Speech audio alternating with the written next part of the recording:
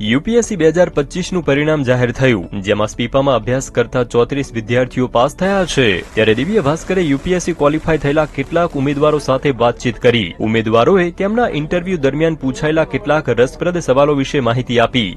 યુપીએસસીમાં 19મો rank મેળવનાર નિસાર દિશાંતે જણાવ્યું કે મને ઇન્ટરવ્યુ દરમિયાન સવાલ કરવામાં આવ્યો કે ભારત પાસે જો એટલા બધા પૈસા થઈ જાય અને ગ્રીનલેન્ડ જેવો દેશ ખરીદવો હોય તો કયો દેશ ખરીદશો. સાથે જ ઓપરેશન સિંદૂર દરમિયાન ભારત પાકિસ્તાન વચ્ચે ડ્રોનનો શું રોલ રહ્યો તે બાબતે પણ સવાલ કરાયો હતો.